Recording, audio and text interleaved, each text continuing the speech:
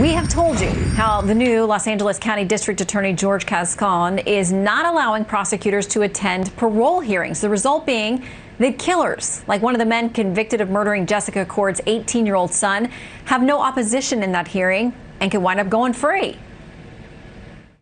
The little bit of steps that I had taken forward into healing, he knocked me light years back.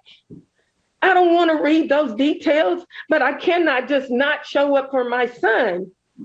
That's not an option for me. Let's talk about the new DA's controversial initiatives with one of Gascon's deputy district attorneys who is none too pleased, John Hatami, and criminal defense attorney also representing Mr. Hatami in a lawsuit against his boss, Brian Claypool. Welcome to both of you. Good evening. Hi, Shannon. John, I know that you've spoken out your opposition to a number of the new policies, and one of them is this idea that prosecutors cannot go with these family members who are then forced to face people like this woman is facing the killer of her son by herself without an attorney in these parole hearings.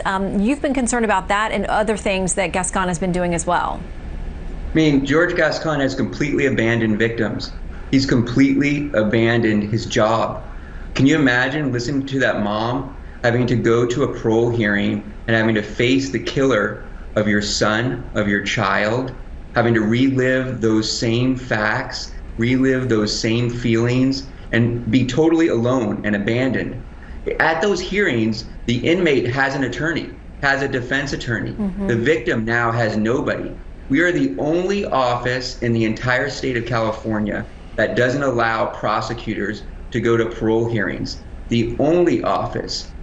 The only thing I can think of is this district attorney wants violent criminals to be released. Why would you not allow prosecutors to go and stand with the victim, support the victim, confront the defendant and inmate, and when that individual makes a self-serving statement, when his or her attorney makes a self-serving statement, you're able to challenge that with the truth. You're able to challenge that with the facts. He's not allowing any of that. It's horrendous and it's horrible.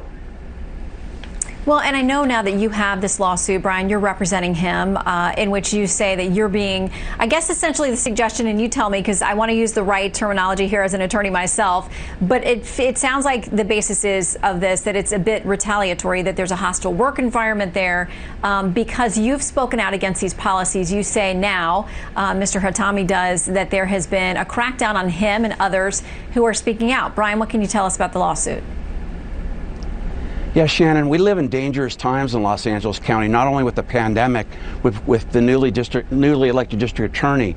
He's not only thrown victims of violent crime under the bus, he's not only endorsed criminals, he's now tossing one of his best prosecutors. John is one of the best prosecutors in the country. He handled the Gabriel Fernandez case. He took down one of the worst child murderers in the country. And now what is the thanks he gets, Shannon? He has a new boss that on television made false statements about that trial. He has a spokesperson who has suggested that John is delusional and is unfit to practice. And that alone, Shannon, it not only defames John, so the case is based on defamation, but that also is irresponsible because it opens up all of John's files to potential prosecutorial misconduct by suggesting that he's delusional and unfit to practice law. It's disgraceful. Yeah, those are big statements to make, and as you said, potentially we're dealing with defamation. At least that's the claim here. The Signal, Santa Clarita Valley, reached out and said, when asked for comment in response to the suit on Wednesday, Gascon's office said it would be unable to comment on personnel matters and on potential pending litigation. Quick final comment from you, John. You know, it's sad that they say that. I mean, they have the audacity to comment on personal matters when they're calling me names. They have the audacity to comment on personal matters when they're putting me down. They have the audacity to comment on personal matters when they're affecting the thousands of child abuse cases that I've handled, the thousands of children that I've fought for that have been either abused or molested or killed. And they have the audacity to talk about that. But now they don't have the audacity to step up and say, I'm sorry. I'm sorry to all the children in California. I'm sorry to all the victims that I've abandoned. I'm sorry to all the prosecutors that I forced to go into court and commit wrongdoings and do things that are illegal.